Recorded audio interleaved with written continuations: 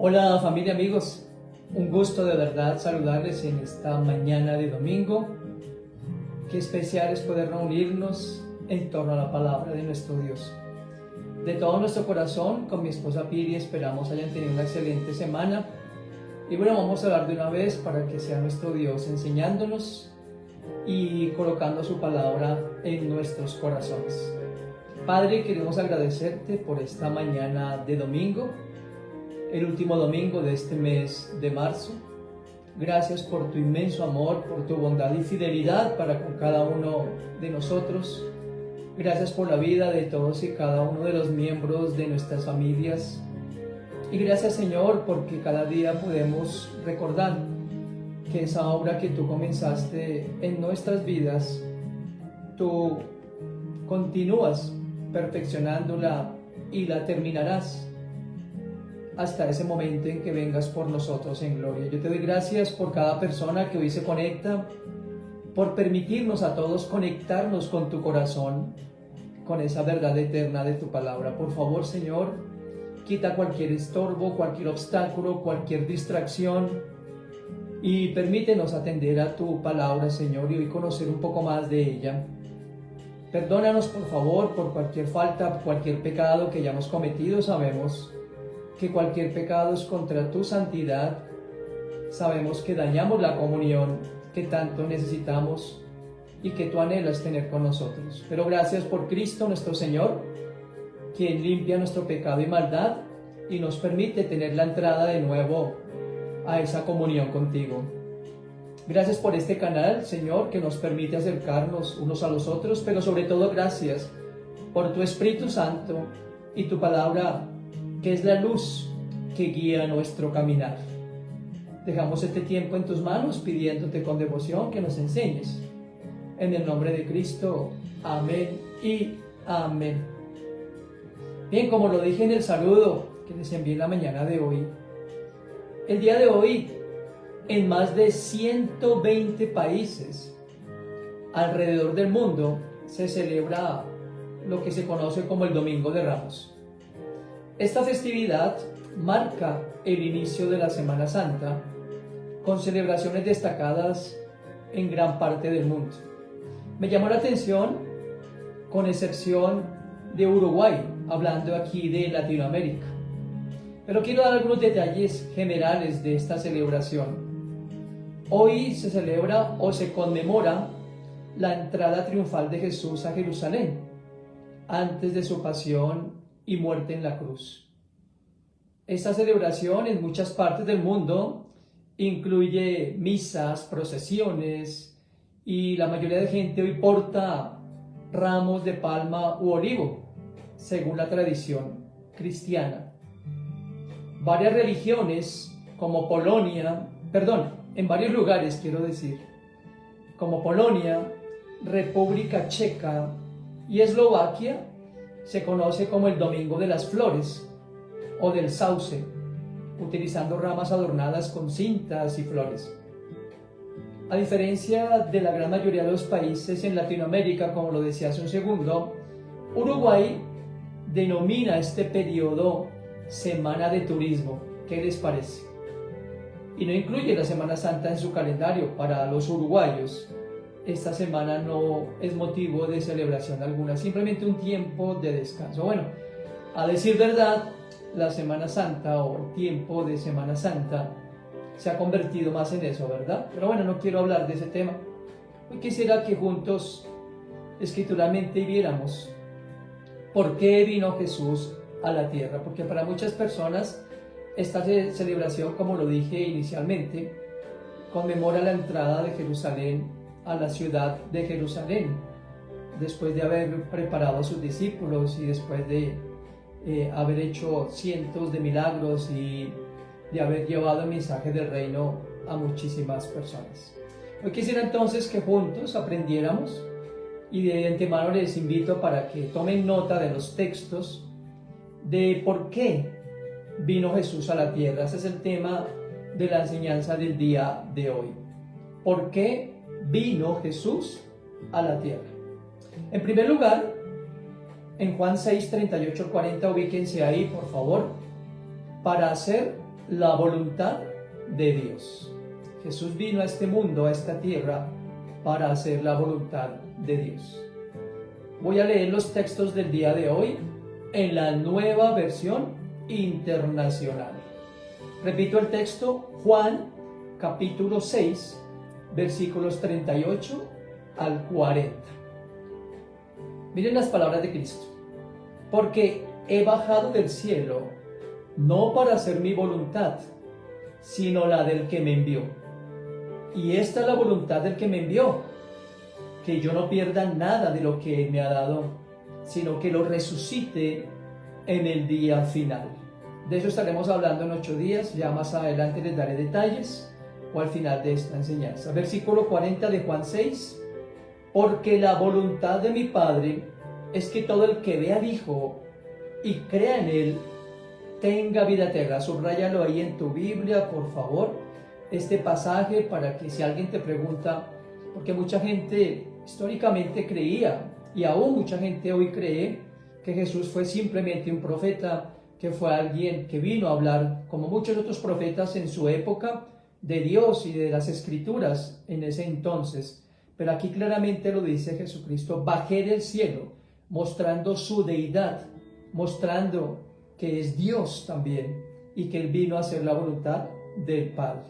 Dice acá, la voluntad del Padre es que todo el que ve al Hijo y crea en Él tenga vida eterna, y yo lo resucitaré en el día final. Como ya lo acabo de decir, en 8 días, que tendremos un tiempo muy especial, estaré hablando de estos dos aspectos, de lo que significa la muerte en Cristo y lo que significa la resurrección para nosotros que profesamos la fe Cristo y bibliocéntrica. Entonces aquí Jesús le está diciendo a toda la multitud que había venido de Dios. Él ya le había dicho a sus discípulos que Él había sido enviado por Dios, y eso había causado controversia entre los religiosos de la época. De hecho, la Semana Santa tiene muchos aspectos, o muchos eventos más bien, y uno de los cuales tiene que ver con eso, ¿no? Esa persecución a Cristo, ese tratar de desdecir, o más bien de crear en la multitud de los que estaban recibiéndolo ese domingo de Ramos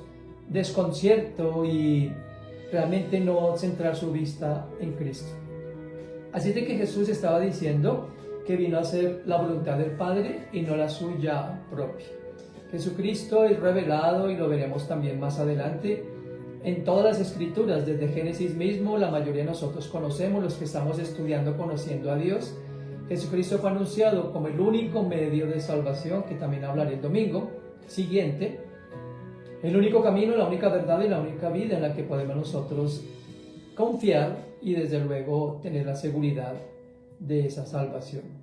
Así es de que Jesús fue exactamente a eso, a cumplir un propósito divino, más allá de sanar a las personas, más allá de arreglar un problema gubernamental, más allá de darle a los judíos de la época la libertad de la opresión de Roma. Recuerdan ustedes que en ese tiempo el pueblo judío estaba bajo el dominio de los romanos, y la gran mayoría de los que estaban con esas palmas recibiéndolo cuando entró a Jerusalén estaban esperando ese tipo de libertad. Pero Jesús vino a otra cosa, y lo veremos en el tercer punto de la enseñanza de hoy. Entonces Jesús tenía un enfoque principal. Él no venía a nada distinto, como lo acabo de leer en ese texto de Juan, a hacer la voluntad del Padre.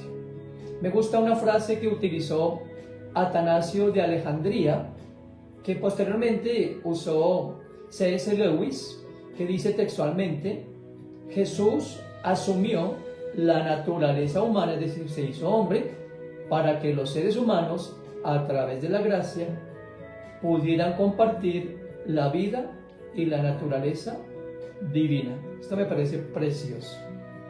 En otras palabras, Jesús tomó la forma de hombre para que los hombres pudiéramos ser hijos de Dios. El segundo aspecto de la venida de Jesús a la tierra, precisamente, es revelar a Dios.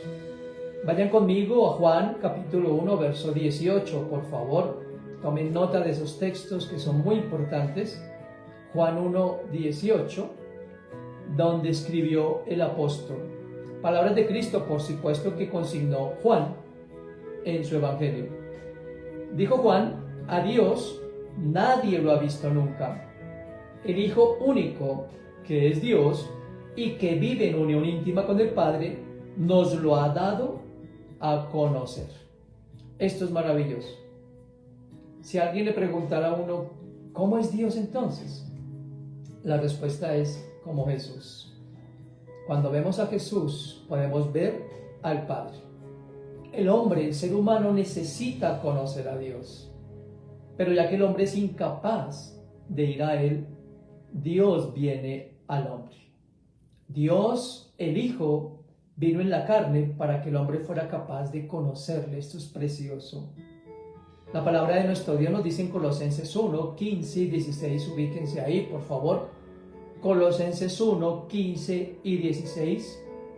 Y luego saltamos a los versos 19 y 20. Repito, estos textos son supremamente importantes para nuestra fe cristiana y para compartirlo con aquellos que definitivamente todavía no tienen una claridad en cuanto a la venida de Cristo y tan solo celebran el día de hoy como una forma tradicional. Como siempre lo digo, no estoy criticando a nadie, no estoy juzgando el desconocimiento de las personas, porque yo mismo, y seguramente tú que me estás escuchando, celebraste por años sin saber realmente el significado. Por eso estamos aprendiendo esto. Colosenses 1, 15 y 16 dice: Él, refiriéndose a Cristo, es la imagen del Dios invisible, el primogénito sobre toda creación, porque por medio de Él fueron creadas todas las cosas en el cielo y en la tierra, visibles e invisibles, sean tronos, poderes, principados o autoridades. Aquí está hablando de los dos reinos, el espiritual y el reino físico de Dios. Todo ha sido creado por medio de Él y para Él. Saltemos, por favor, avancemos mejor al versículo 19 y 20 de Colosenses 1. Porque a Dios le agradó habitar en Él, está hablando de Cristo, toda su plenitud. Y por medio de Él, miren esto, reconciliar consigo todas las cosas, tanto las de la tierra como las del cielo, haciendo la paz mediante la sangre que derramó en la cruz. ¿Se dan cuenta? Aquí habla el apóstol, inspirado por el Espíritu Santo, de lo que conocemos como la deidad de Cristo. Es decir, que es Dios. No solamente es el Hijo, es la segunda persona de la Trinidad. Dice acá que a Dios, en su voluntad, hizo que en Cristo habitara todo lo que es Dios, pero por medio de reconciliar todas las cosas consigo mismo, principalmente nosotros.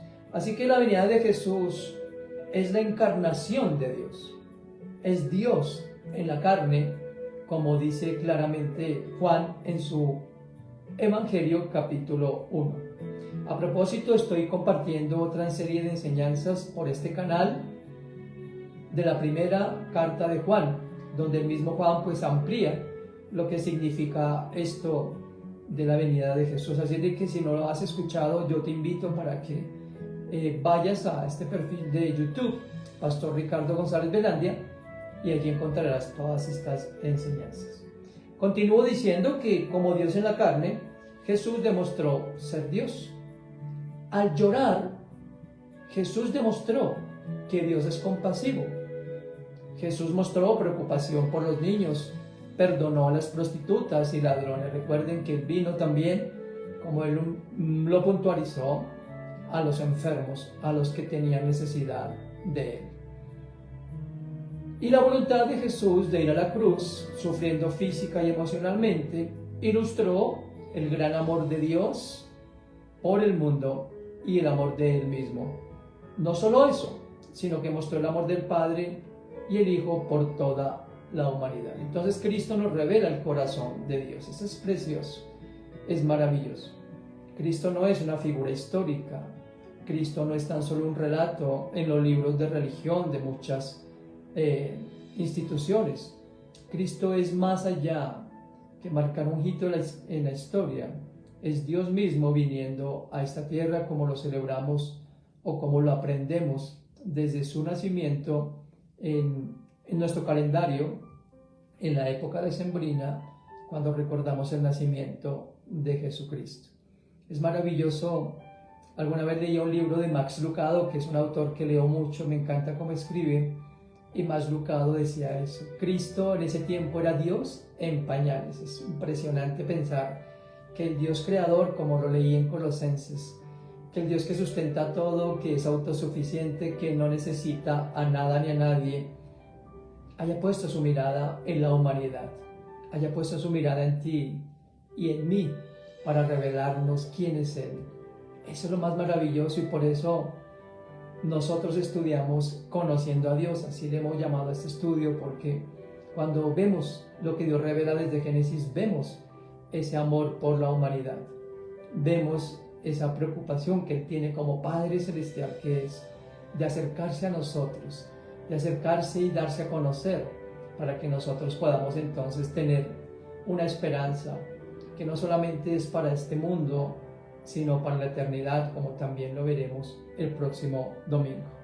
El tercer aspecto de la venida de Cristo a la tierra es revelar el reino de Dios. Ya vimos entonces hacer la voluntad del Padre, revelar a Dios mismo, es decir, en Él toda la plenitud de Dios, y en tercer lugar revelar el reino de Dios. Aquí vamos a aclarar exactamente cuál es ese reino, que no se trata, como lo dije hace unos minutos atrás, algo que tiene que ver con gobiernos, algo que tiene que ver con cosas físicas, sino espirituales. ¿Cuán importante entonces era el reino de Dios para Jesús? ¿Cuál era su relación con la irrupción del reino escatológico? Vamos a examinar entonces algunas maneras en las que Cristo se relaciona con lo que llamamos el reino de Dios.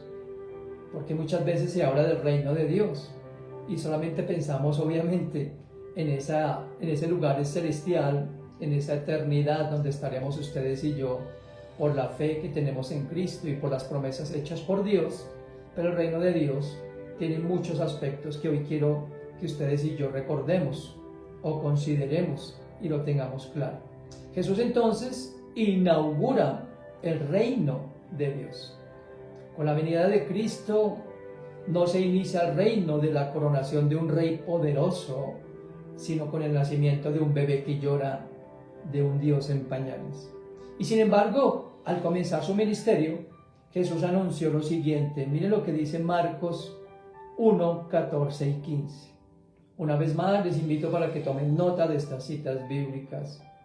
Jesús inaugura el reino, Marcos 1, 14 y 15. Dice textualmente: después de que encarcelaron a Juan, Jesús se fue a Galilea a anunciar las buenas noticias de Dios. Recuerden que estoy leyendo la Nueva Versión Internacional, pero la versión Reina Valera 60 dice: anunciar el reino de los cielos. Dice el verso 15 de Marcos 1: se ha cumplido el tiempo, decía, el reino de Dios está cerca, arrepiéntanse y crean las buenas noticias.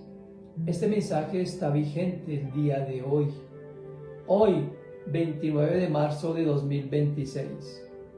Jesús mismo, por medio del Espíritu Santo, nos está diciendo: arrepiéntanse porque el reino de Dios está cerca, la venida de Dios está cerca, la venida, el regreso de Cristo está cerca.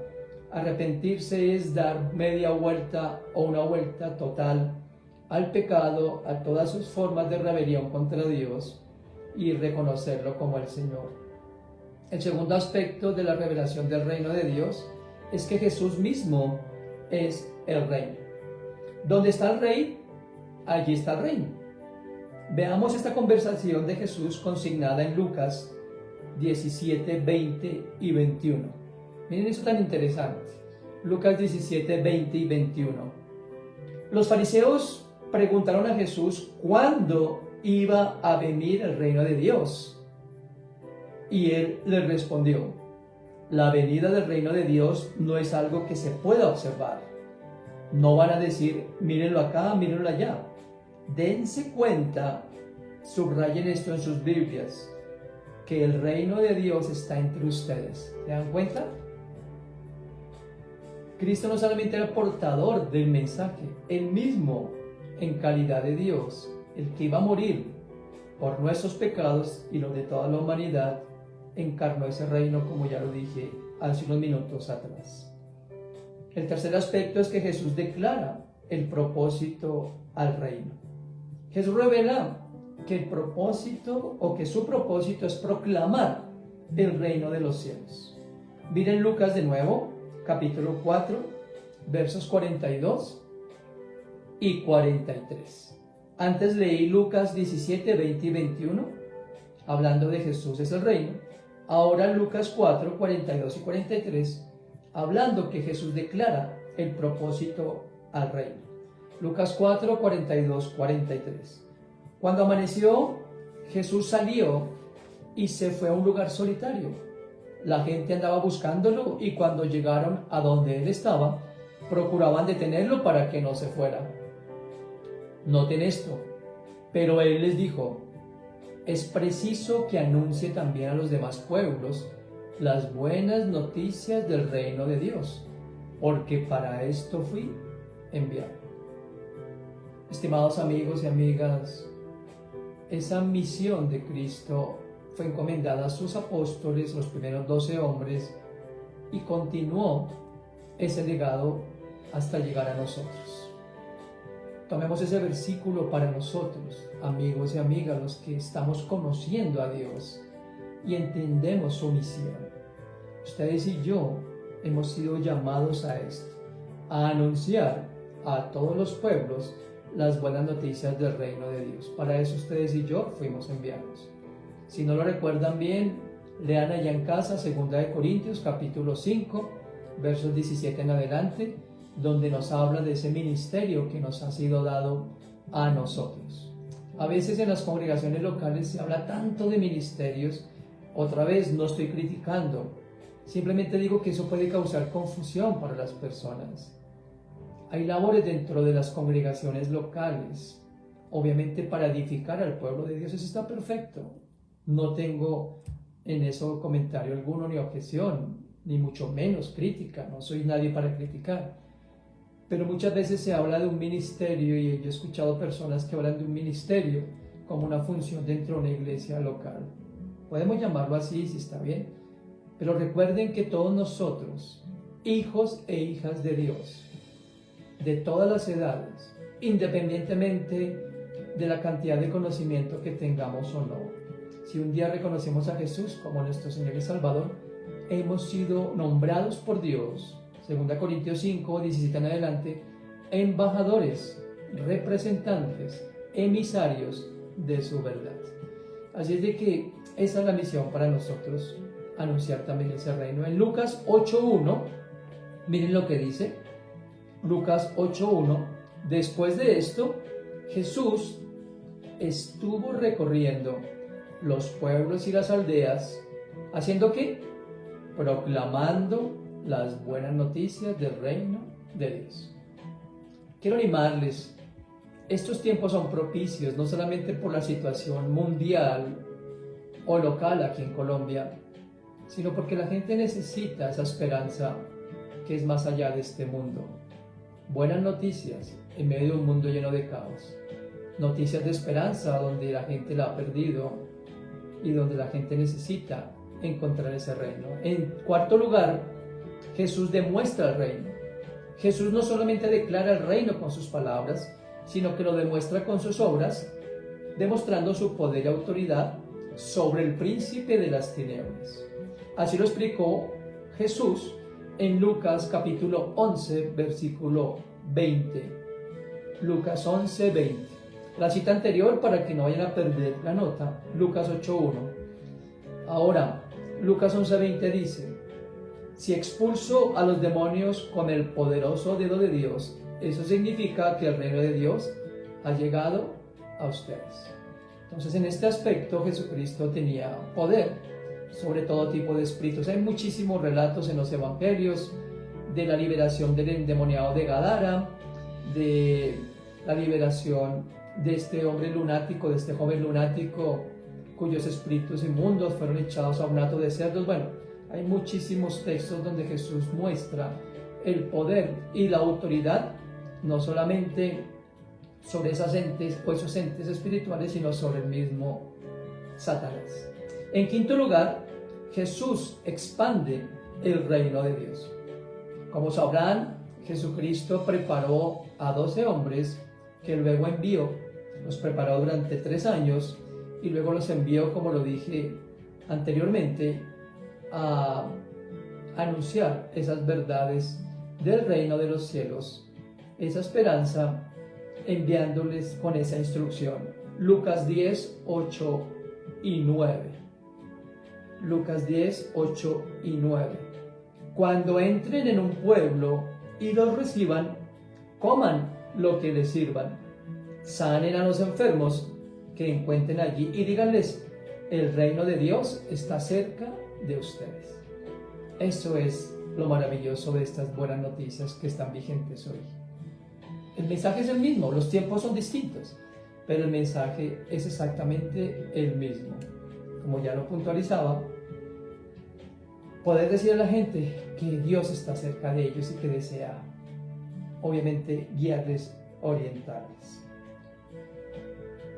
En sexto lugar, Jesús compró a los herederos del reino. Mediante su muerte, de la que hablaré también el próximo domingo, Jesús liberó a quienes estábamos destinados a la muerte eterna a causa del pecado. Esta noticia es maravillosa. Colosenses capítulo 2, versos 13 al 15. Tomen nota, por favor, de ese texto y lo vamos a leer inmediatamente. Colosenses 2, 13 al 15. Aquí en este pasaje hay un antes. Dice: antes ustedes estaban muertos en sus transgresiones. Sin embargo, Dios nos dio vida en unión con Cristo al perdonarnos todos los pecados y anular, miren esto, versículo 14, y anular la deuda que teníamos pendiente por los requisitos de la ley. Él anuló esa deuda que nos era adversa clavándola en la cruz.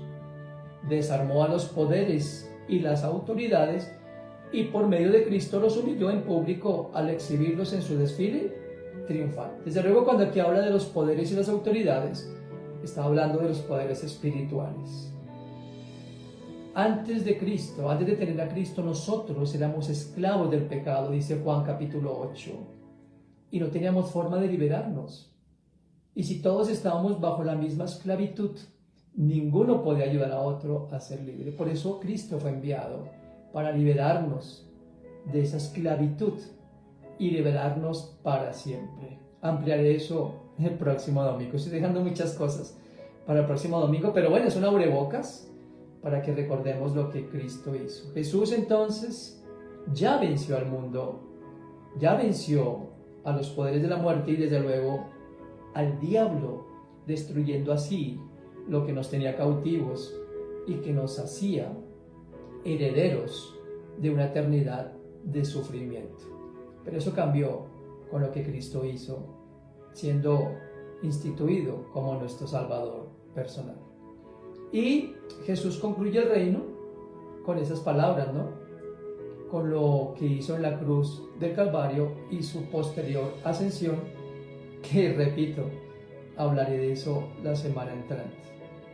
Simplemente les dejo este versículo como recordación.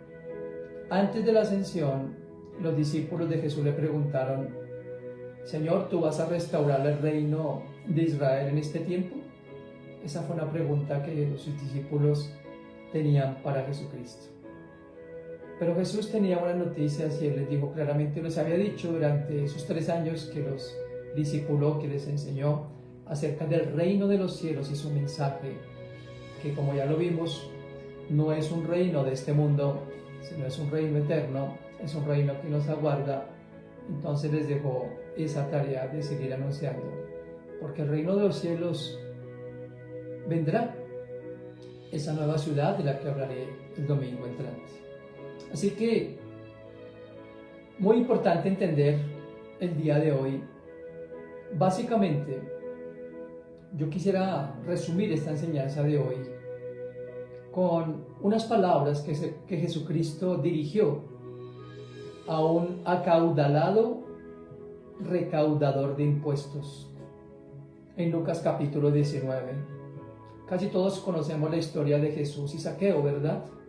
Un acaudalado recaudador. Es más, jefe de los recaudadores de impuestos. Zaqueo, cuando se subió al árbol de sicomoro porque quería ver a Jesús, había oído de él y quería tener esa relación con él. Me encantan las palabras de Cristo en Lucas 19:10. El Hijo del Hombre vino a buscar y a salvar lo que se había perdido. A eso vino Jesús, a buscar y a salvar, podemos decir, a los que estábamos perdidos. Hoy podemos darle la gloria a Dios, porque podemos entender que Jesús vino a hacer la voluntad de Dios, vino a revelarnos a Dios en su misma persona, pero sobre todo vino a revelarnos ese reino que es un reino eterno, que es un reino que nunca terminará y en el cual ustedes y yo estaremos un día. De eso hablaremos el próximo domingo. Les tengo excelentes noticias. El próximo domingo 5 de abril nos vamos a reunir un grupo de personas. Si tú quieres, si estás aquí en Bogotá, aquí en el sector de Suba, si estás aquí en ese sector y tú quieres acompañarnos, será un privilegio tenerte, será un privilegio estrechar tu mano, será un privilegio juntos adorar a Dios, agradecerle por esa obra de salvación y agradecerle por la esperanza que tenemos, de la cual hablaré el próximo domingo. Escríbeme aquí en los comentarios y te daré detalles del lugar exacto y la hora exacta de dicha reunión. Así es de que tendremos ese tiempo maravilloso y de verdad desearíamos contar con tu participación. Dicho esto, vamos a orar y a pedirle a Dios, o más bien darle gracias, porque hoy entendemos un poco más por qué Jesús vino a la tierra y podemos llevar a otros a entender lo significativo de la venida de Cristo. Padre, te agradecemos en esta mañana por tu palabra, Señor. Gracias por hoy recordarnos o enseñarnos estos detalles acerca del reino de los cielos. Que podemos vivirlo hoy, Señor Dios. El reino de los cielos, Señor, cuando tú viniste, estaba representado en tu misma persona, en ese amor que diste por los perdidos y en esa esperanza que le diste a tus discípulos una vez partiste, Señor. Hoy gozamos nosotros de esa misma esperanza. Hoy te damos las gracias por habernos revelado al Padre y por habernos recordado que nuestra mirada debe estar en ese reino eterno de los cielos. Gracias por este medio que nos permitiste usar y te ruego que cada uno de estos textos se afirme en nuestro corazón y podamos compartirlo con las personas que lo necesitan. Por favor, bendice a cada persona que escucha este mensaje y danos la sabiduría para llegar a aquellas personas que necesitan reconciliarse contigo y tener claridad que tú no eres de un día, de un domingo, de una fecha especial, de una semana, que tú quieres estar en el corazón de todos aquellos que hoy te necesitan. Y gracias por estar en nuestro corazón el día de hoy.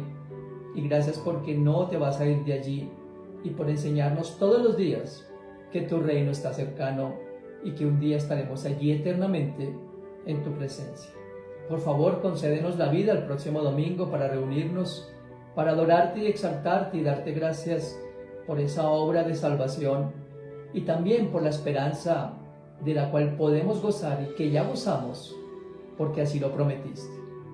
Por favor, bendice la semana que comienza, Señor, y permítenos, una vez más, ser luz para aquellos que nos rodean. En el nombre de Cristo nuestro Señor. Amén y amén. Bien, esta enseñanza va a estar en el canal de YouTube. Así es de que, como siempre, compártela con tus contactos, con tus allegados. Nuestro deseo es que la verdad de Dios se difunda. Espero verles el próximo domingo, la verdad, en esa reunión. No olviden escribirme, por favor, y con el mayor gusto les daré detalles de esta reunión. Piri y yo queremos enviarles un fuerte y caluroso abrazo con nuestro más sincero deseo que la vida de ustedes y de sus familias sea bendecida o continúe siendo bendecida por nuestro Dios. Disfrutemos del resto de este día domingo, que nuestro Dios nos ha concedido. Hasta pronto.